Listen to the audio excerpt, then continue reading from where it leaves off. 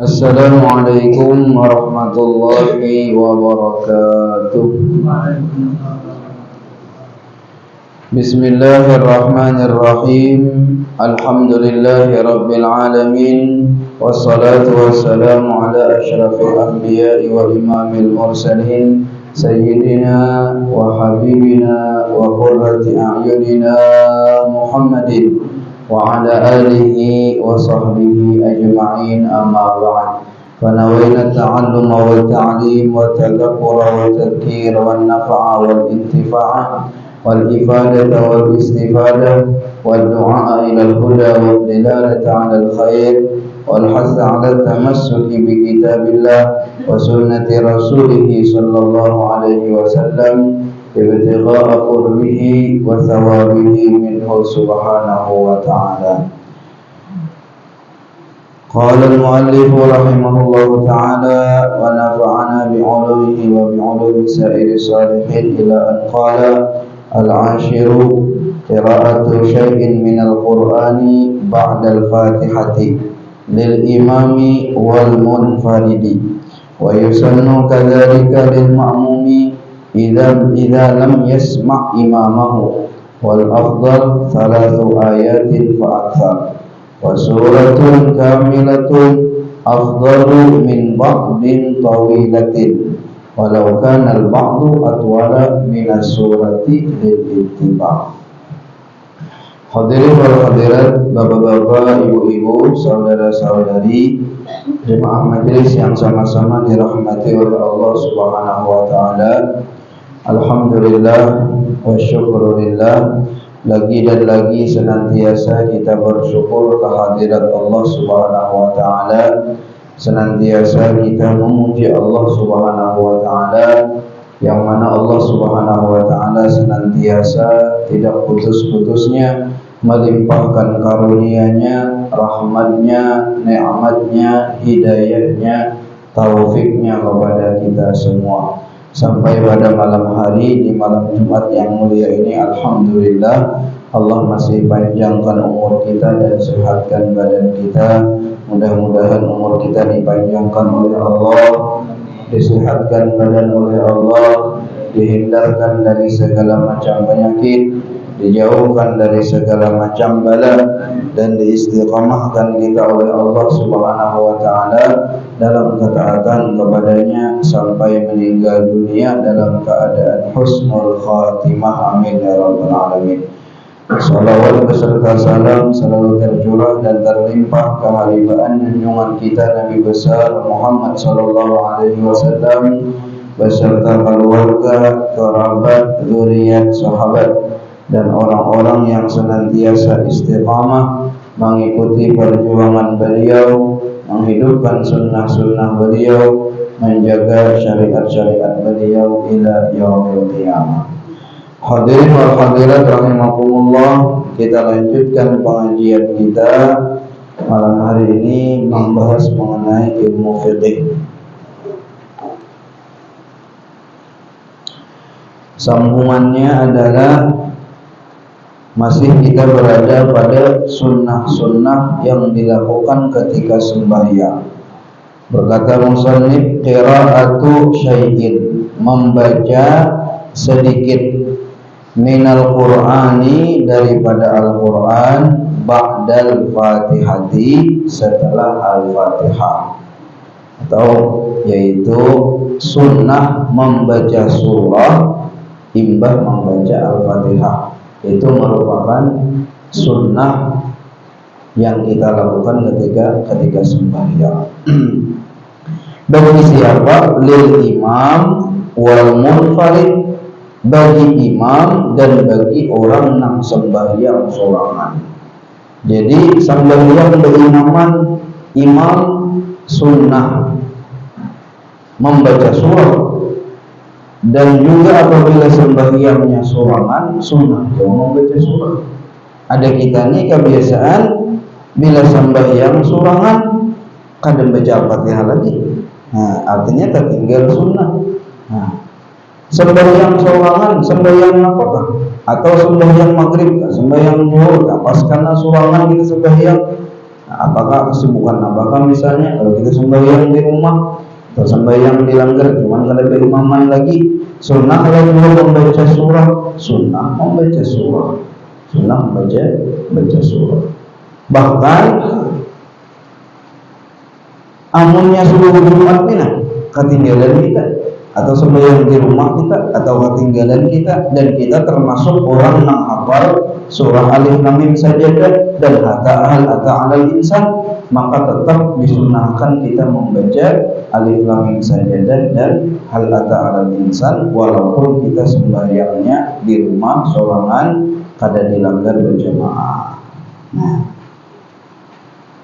lil imam, bagi imam, wal munfarid, dan juga sembahyang sorangan. Andaknya di mana? Andaknya adalah setelah Al-Fatihah pada rakaat pertama dan rakaat kedua. Rakaat pertama dan rakaat kedua. Adapun rakaat ketiga dan rakaat keempat tidak disunahkan lagi membaca surah. Nah, baca ayat. Maka kata beliau ini syai'in. Nah, syai'in ini walaupun sedikit. Nah, dan yang paling afdalnya adalah salah satu ayat, adalah 3 ayat, fa'aksar, dan lebih banyak. Nah, 3 ayat itu contohnya surah Inna A'tayna, itu surah yang paling pendek sudah di dalam Al-Quran. Orang surah apa yang paling handap dalam Al-Quran? Qul huwallahu ahad, kada? Qul huwallahu ahad itu ada 4 ayat jalan. Qul huwallahu ahad, Allahu samad, lam yalid wa lam yulad wa lam yakul lahu kufuwan ahad, 4 ayatnya. Tapi ada yang dalam Al-Quran ayatnya cuma 3 ayat saja, yaitu Inna a'tainakal kautsar fasholli lirabbika wanhar inna syani'aka huwal abtar. Itu adalah surah yang paling pendek di dalam Al-Quran. Nah, walaupun hanya membaca Qul huwallahu ahad ataupun Inna a'taina, itu sudah termasuk afdal, mendapatkan sunnah dan mendapatkan keafdalan di dalam sunnah. Nah, jangan misalnya seayat saja atau baca Yasin saja. Berbondongan imam misalnya subuh Yasin, ya baca Al-Fatihah. Sekali ini membaca Yasin rokok, adakah itu di Demang, di Banjar, di Jawa ada. Nah, Mbah waladhdallin amin. Karena isi makna baca Fatihah makmum, baca sedih Bismillahirrahmanirrahim. Alif Lam Mim. Allahu Akbar jasidin. Nah, pada kita beda boleh. Nah, Yasin. Allahu Akbar. Nah, jangan seayat, apalagi ngintu seayat dan lagi itu adalah namanya huruf muqatta'ah, huruf-huruf yang terputus. Nah, yang tidak ada mengetahui maknanya pada hakikatnya kecuali Allah Subhanahu wa taala. Nah, amunnya kadar keseluruhan misalnya imam nih sembahyang maghrib misalnya kada hafal surah ini, kada hafalnya, pas takanya harinya hujan kayak hari ini misalnya, iyalah pas nang imam kada turun juga terpaksa iban sirap lah turun, pas imam baca walat dalin kada nak ingatnya lagi. Qul huwallah kada ingat baca ini qul huwallah apa lagi sambungannya, dia bisa kayak itu dalam sembahyang nih, nggak bisa kada ingat. Nah, lalu misalnya kada jadi baca ayat Mbah waladhdallin, berenai dulu, nah berenai karena Allahu Akbar, nah langsung rukuk, salah sembahyangnya sahaja karena surah ataupun ayat itu hukumnya sunnah. Kayak lagi pada hafal. Nah, dikatakan di dalam pengalaman orang-orang yang menghafal Al-Quran, itu hafalan yang paling kuat adalah hafalan yang bisa dibawa menjadi imam. Jadi tingkatan hafalan terkuat itu tingkatannya apabila tingkatan hafalan yang paling kuat itu adalah apabila surah atau ayat itu bisa dibaca waktu jadi imam. itu bunyinya surah itu, ayat itu bisa lancar dibawanya menjadi imam, maka dibacanya di mana lancar terus. Bacanya ketika orang banyak masih lancar, bacanya sulangan lancar, bacanya lawan ustaz lancar juga. Nah, tapi belum tentu lagi hafalan nang lancar di luar lancar deh, pas di bawah sembahyang bisa hilang, karena memang tingkatan mengenai sembahyang tadi tak tinggi lagi. Nah, itu yang paling tinggi. Yang kedua urutannya adalah hafalan Al-Quran yang dibawa ketika tahajud. Itu yang kedua. Nah, bisa aja orang tadi waktu tahajud hafalnya kuat aja, nyamanain baca sulangannya orang tadi. Pas jadi imam subuh orang misalnya bisa kada lancar, bisa tak salah. Nah, karena tingkatannya lebih tinggi tadi. Kemudian tingkatan berikutnya adalah yaitu hafalan dengan ustaz, hafalan dengan ustaz di hadapan ustaz. Nah, begitu juga hafalan di hadapan orang banyak. Nah, ya, surangan lancar aja, pas di hadapan orang banyak lo menghitirai, nah, yalah bisa ingat lagi. Nah, hafalan yang paling kuat tadi itu yang dimana ketika dibawa sembahyang, apalagi sembahyang Jumat. Nah, sembahyang hari raya, nah, bila lancar deh itu yalah, insya Allah di tempat-tempat lain lancar juga. Nah, ada kai jadi imam sidin tuh hafalnya tuh kuliah lawan kulhu, maghrib kuliah kulhu. Umurnya malam ini pas tak kena malam ini sunnah memang malam Jumat nih kuliah kulhu. Isya bang kuliah kulhu, yang Indonesia apa subuh kuliah kulhu. Maka nang cucu di belakang kai ini jauh kuliah kulhu. Maghrib isya subuh kada tahu ukurata kai kuliah kulhu.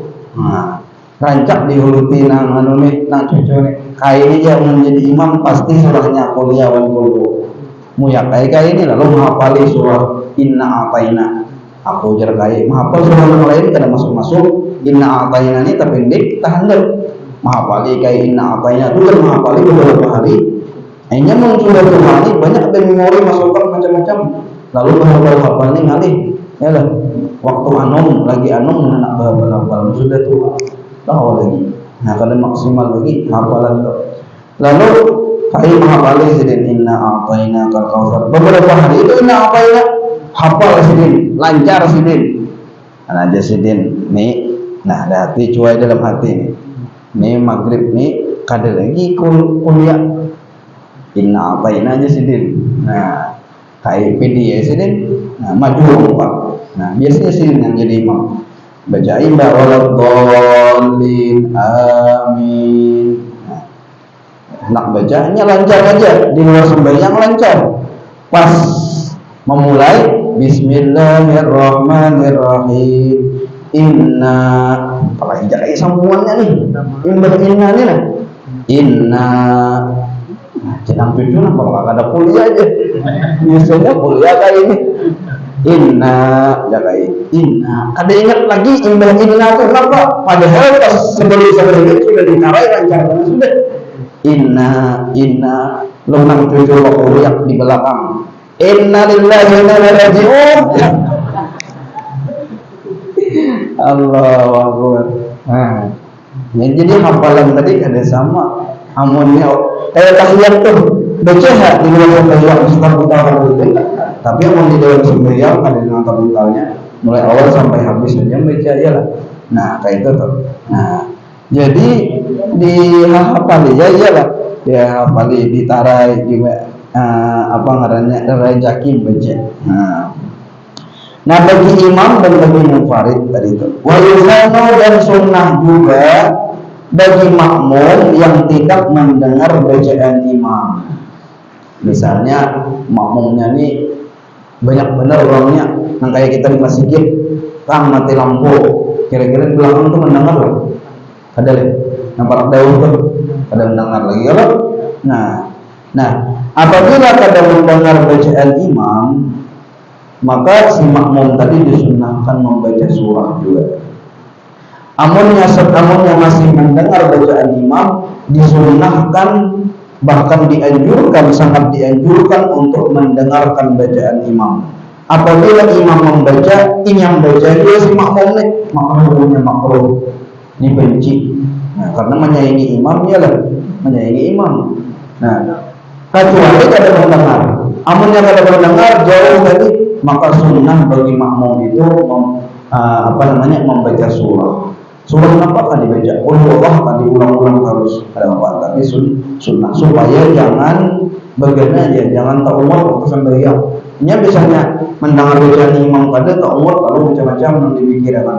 Nah, macam-macam yang dipikirkan. Jadi sunnah membaca si makmum tadi membaca surah apabila tidak mendengar suara imam, bacaan imam. Bila imam sudah rukuk, sampai lagi baca surah tadi umpat dua rukuk. Wa suratul kamilatul afdalu min ba'di tawilatin.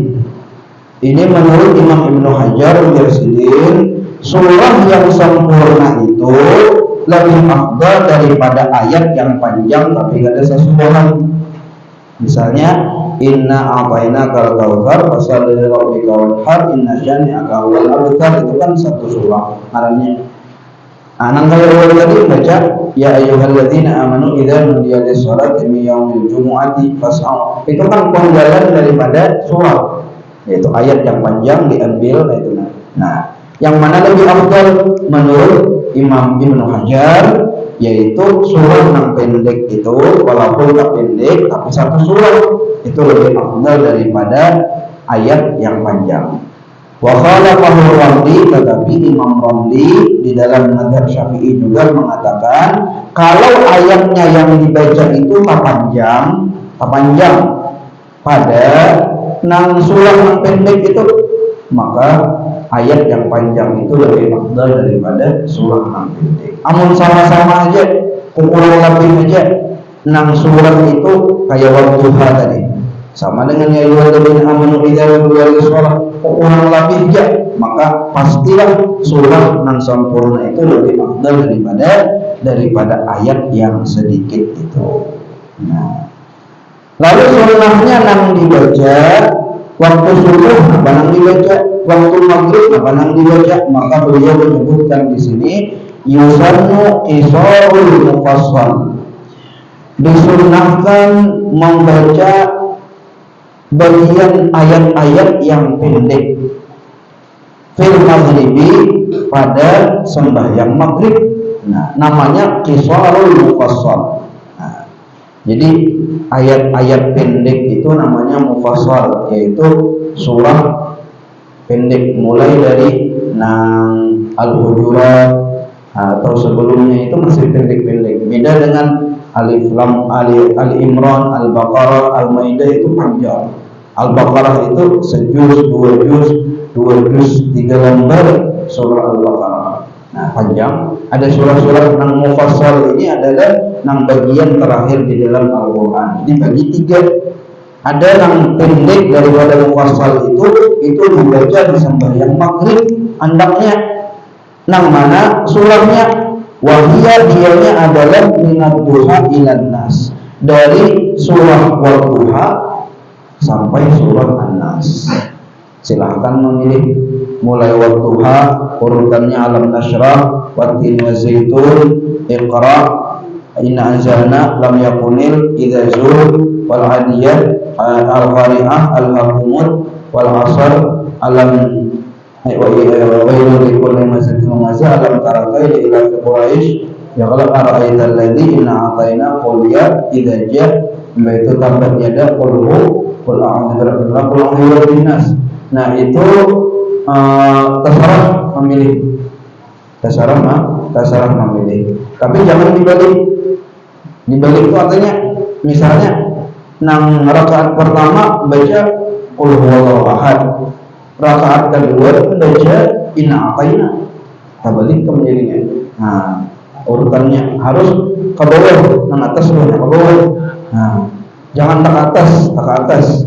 Misalnya rakaat pertama baca idza jaa nasrullah, rakaat kedua sekarang baca Wadduha, tak atas sana jauh. Nah, ini hukumnya makruh. Nah, amalnya imbah qul a'udzu birabbin nas, pas baca biasanya rakaat pertama qul a'udzu birabbin nas. Kemana lagi? Qul a'udzu birabbin nas sudah rakaat pertama, rakaat kedua kemana? Habis itu surahnya Alif Lam Mim. Ya, Alif Lam Mim sambungannya. Soalnya Quran itu disuruh Rasulullah memutar.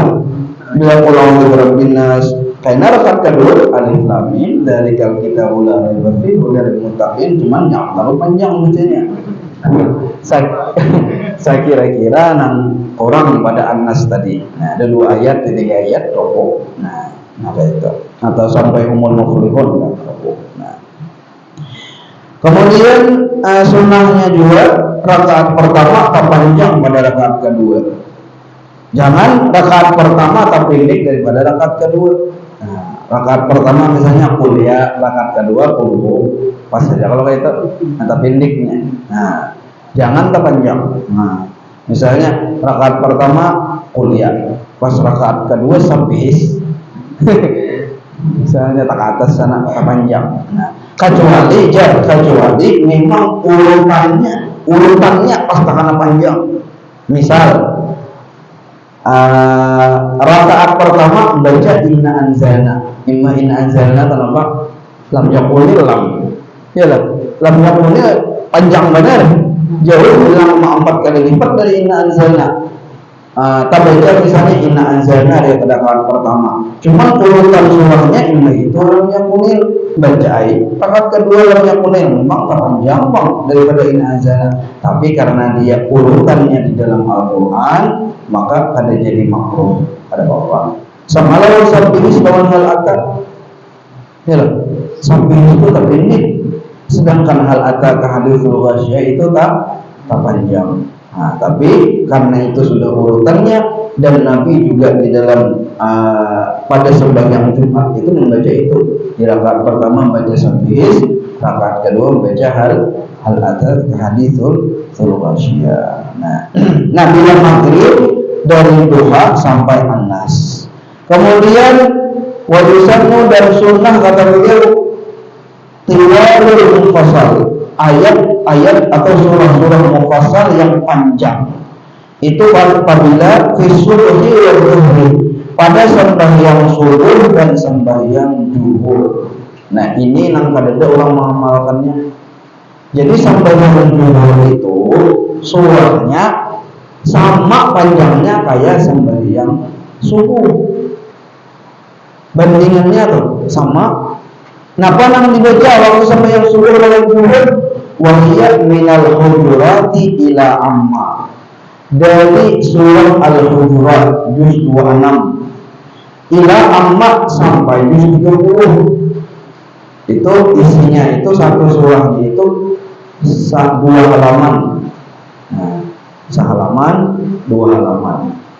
Nah, kayak kita mun saja hal atau itu masih panjang, artinya itu sadang bila dibaca waktu subuh itu sadang, artinya 2 halaman tuh atau 2 halaman kurang sedikit, ya Allah itu masih sadang-sadang aja. Nah, dari Al-Hujurat sampai An-Nas. Nah, itu pada waktu sembahyang subuh, amunnya hafal, ya lah. Kemudian waktu sembahyang zuhur itu juga surahnya panjang itu juga. Nah, kadang belum yang mengamalkan itu kecuali ulun pernah sembahyang di belakang 2 orang yang kita temui. Pertama dengan Ustaz Lutfi dahulu, almarhum Ustaz Lutfi Yusuf di Banjarmasin, yang baik itu dengan Habib Umar, dan itu pun kadang-kadang sidin kadang-kadang sidin baca ayat panjang dalam waktu setahun itu beberapa kali aja. Nah, itu karena kan orang banyak umpat cuma kan misalnya zuhur orang baca misalnya Yasin ataupun apa surahnya nih, orang protes kira-kira di belakang. Nah, emangnya jangan ada ruku-ruku, maka bisa dicapat orang bilang capatnya. Padahal sunnahnya itu waktu zuhur membaca surah yang panjang, baca waqiah. Kan waqiah itu masuk ke sini, tabarak masuk di sini. Baca tabarak itu panggal 2 sampai sepanggalnya di rakaat pertama, sepanggalan kedua di rakaat kedua, ayatnya juga baca waqiah setengah-setengah. Itu sunnahnya seperti itu. Nah, cuman dianjurkan amunnya sembahyangnya di tempat umum, dilihat situasi kondisinya. Amun di terminal Alam View misalnya, atau di terminal manakah, itu orang nak bercapat, jangan baca surah yang panjang-panjang, jangan baca. Nah itu sudah ya dilihat ya situasi kondisinya. Amun di pesantren, nang kayak tadi kan di pesantren, Habib Umar di pesantren, kemudian Ustaz Lufi dulu di Banjarmasin di pesantren juga, artinya orang-orangnya ini memang sudah siap untuk panjang. Amunnya kira-kira di luar ada juga kayak itu, ada sombong di luar, sering sembahyang itu ada sombong. Nah, karena hendak mengamalkan yang di dalam kitab, lalu ada sekali-kali sembahyang seperti itu. Nah, kemudian yang terakhir yaitu waktu sembahyang Isya dan Asar itu disunahkan awasin pertengahan daripada surah-surah mufassal. Wahia dianya adalah min amma dari amma yatasaalun sampai waktuha. Nah, sampai masuk situ, wasyamsi masuk situ. Tapi jangan wasyamsi terus. Misalnya seberang sini wasyamsi, seberang sana wasyamsi juga, di situ wasyamsi juga. Wasyamsi wa duhaha lawan wa duha. Itu bangda yang dihafal luarnya biasanya sembahyang subuh. Seakan-akan harus itu nang dibaca. Padahal ada lintuannya nang hafal. Lintuannya nang hafal. Jadi itu harus dibaca sedikit. Rakaat pertama wasyamsi wa duhaha, rakaat kedua wa duha. Itu kan harus benar dari kampung hafal itu ya. Nah, dihafal ya. Pulang nang lain-lain gitu nah. Nah, lain-lain. Nah, apalagi kalau ya sunnahnya diurut. Nah, diurut. Jarang ada yang ngurut itu kecuali kayak Habib Umar sendiri ngurut di mana aja sembahyang diurut sendiri tuh. Sampai Jakarta semalam, sampai surah Al-Fatah sering baca surah Al-Fatah, sampai surah Muhammad sering baca surah Muhammad. Kalau tahu di mana tempatnya, bila sudah sampai urutannya kayak itu, situ sering baca tuh kayak itu. Karena mengikuti baginda Nabi Muhammad Sallallahu Alaihi Wasallam. Wa yusannu al-ityan dan sunnah membaca surah yang ada warid, ada hadisnya yang telah dibaca oleh baginda Nabi Muhammad. Ada ayat-ayat yang surah-surah yang dicontohkan oleh baginda Nabi Muhammad, dia lebih afdal daripada surah yang lain bersedih. Kasajadati wal insan di surah Al-Jum'ah, seperti membaca surah Sajadah dan hal ata 'alal insan pada subuh Jumat. Nah itu paling afdal ya. Sembahyang apa aja yang paling afdal di antara sembahyang? Sembahyang 5 waktu. Di antara sembahyang 5 waktu ini, nama yang paling afdal sembahyang subuh, maghrib, asar, zuhur, isya, subuh. Nah, mana yang paling banyak pahalanya tuh? Yang paling afdal tuh? Itu sembahyang subuh. Di antara sembahyang subuh tadi, samingguan, sabulanan atau samingguan itu, nah mana yang paling banyak pahalanya? Yang paling afdal adalah sembahyang subuh di hari Jumat, subuh Jumat. Nah, subuh Jumat pula yang paling afdal, yang mana pula? Yaitu subuh Jumat yang imamnya membaca surah Alif Lam Mim Sajadah dan hal ata 'alal insan. Hingga situ habis dah keafdalannya. Bila yang diisi imam di sini, kawal imam tadi membaca surah Sajadah dan membaca hal ata 'alal insan, dia mengumpat jadi makmum, maka sembahyang itu adalah sembahyang yang paling afdal. Nah, banyak benar Pak, pahalanya terkumpul di situ dari afdal. Ini adalah yang paling afdal. Begitu juga hari Jumat ada warid dari baginda Rasulullah membaca 2 surah. Satu surah Sabihis dengan hal ata. Yang kedua surah Al-Jumu'ah dan Munafiqun. Al-Jumu'ah panjang sekitar 3 halaman, namunnya digabungkan. Jarang ada imam yang membaca Al-Jumu'ah dan Munafiqun. Tapi sebenarnya bagus sekali-kali ada membaca kayak itu. Nah, kayak Sajadah tadi. Nah, kayak Sabihis juga. Cuma jangan dijadikan kayak wajib.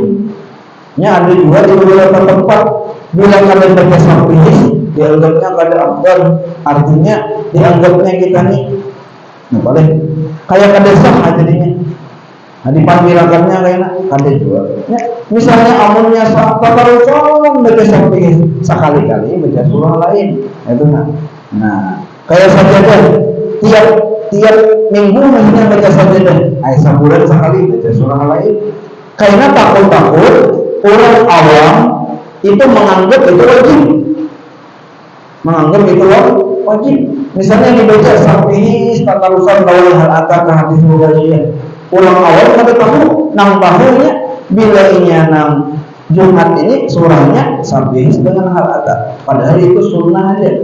Sunnah.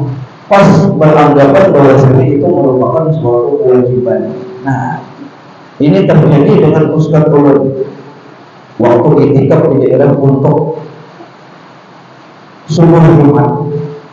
Karena kita kan tidak tahu nih, bilang-bilangnya kayak apa keadaannya, kayak apa nafas orang dibaca. Waktu itu kada ingat datapun sedikit, kada ingat datapun subuh Jumat ini biasa kan baca surah sajadah. Soalnya orang kada ada jawaban orang sebelumnya imam itu. Jadi kan udah tahu naik, dikira ada itu imamnya sudah tamat hanya nyuruh. Orang boleh yang jadi imam karena Ustaz hafal Quran sedikit baca sedikit naik surah sajadah. Karena surah sajadah ada sujud sajadahnya, ya lah. Sedangkan orang di situ sama sekali kada tahu dan kada suah sembahyang subuh Jumat surah sajadah, kada suah sama sekali dan kada tahu. Jikir orang kampungan. Ini juga jemaah itikaf membawa ajaran baru sembahyang subuh 3 rakaat. Nah, kira-kira kada bertakun. Nah, biasanya ulun bertakun walaupun lah nang hendak melangkah jadi imam bertakun ke belakang. Biasa dengan baca sajadah, curang kan biasa kada baca sajadah. Tapi bila orang biasa baca sajadah, hanya baca sajadah. Nah, pindah pulang ke masjid sebelahnya. Nah, pindah ke masjid sebelahnya karena kan pengalaman dari masjid sana itu kadang baca surah sajadah disuruh aja jadi imam pulang subuh Jumat, lalu kadang dibaca pulang oleh sajadah. Kadang baca sajadah pengalaman dari langgar sebelah sana kan.